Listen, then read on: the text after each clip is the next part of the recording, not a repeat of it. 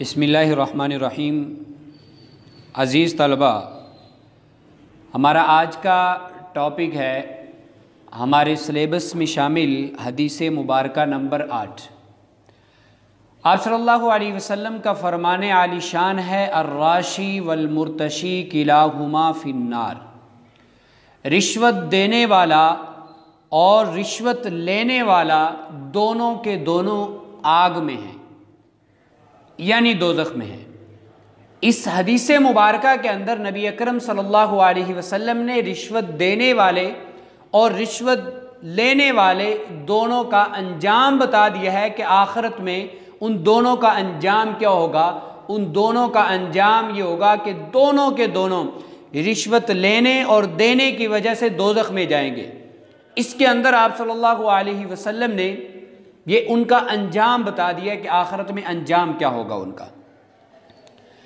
اب جب یہ رشوت کتنی بری بیماری ہے ایک معاشرے کے لیے، تو جب معاشرے کے اندر عدل و انصاف ختم ہو جاتا ہے، جب معاشرے کے اندر ایک شخص اپنے جائز حقوق حاصل کرنا چاہتا ہے، تو کسی بھی شہری کے جائز حقوق کے حاصل کرنے کے سامنے جب کچھ اہلکاروں کے نجائز مطالبے آتے ہیں اور ان کے نجائز مطالبے وہ کسی شہری کے جائز حقوق کے حصول میں روڑے اٹکاتے ہیں، تو وہاں پھر رشوت کا چلن عام ہو جاتا ہے۔ اور جب رشوت کا چلن کسی معاشرے کے اندر عام ہو جائے، رشوت کا عام رواج پڑ جائے، عام طور پر کھلے عام رشوت لینے دینے کا معاملہ چل پڑے، تو یہ کسی بھی معاشرے کی سب سے بگڑی ہوئی صورتحال ہوتی ہے اور یہ ظلم کی انتہا ہوتی ہے۔ جس معاشرے کے اندر رشوت کا لین دین ہو، اس سے بڑھ کر کوئی بگڑا ہوا معاشرہ دنیا میں نہیں ہو سکتا، اور اس سے بڑا کوئی ظالم معاشرہ نہیں ہو سکتا۔ رشوت لینے سے کوئی بڑا دنیا کے اندر ظلم نہیں ہو سکتا۔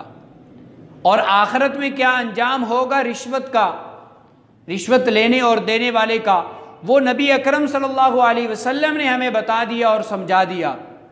اور یہ نہیں کہ آخرت میں صرف انہیں عذاب ہوگا، بلکہ دنیا میں اس کا نتیجہ یہ ہوتا ہے جب کسی معاشرے کے اندر رشوت کا چلن عام ہو جاتا ہے، رشوت جاری ہو جاتی ہے، تو معاشرے کے اندر امن و سکون تباہ ہو کر رہ جاتا ہے۔ اس معاشرے میں امن و سکون قائم ہی نہیں رہتا، چونکہ جو جاگیردار لوگ ہوں گے، جو امیر لوگ ہوں گے، وہ تو اپنا کوئی بھی کام وہ جائز ہے یا ناجائز ہے، وہ تو وہ رشوت دے کر وہ تو فیصلے جو ہیں وہ ججوں سے اپنے حق میں فیصلے خرید لیں گے۔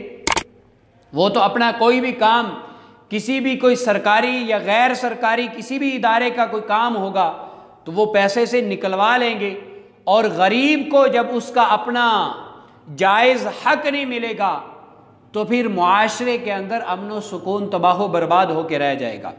اور جب امن و سکون کسی معاشرے کا وہ بگڑ جاتا ہے، یا معاشرے کے اندر امن و سکون قائم نہیں رہتا، تو وہ معاشرہ بھی تباہ و برباد ہو جاتا ہے، وہ معاشرہ صفحہ ہستی سے مٹ جاتا ہے۔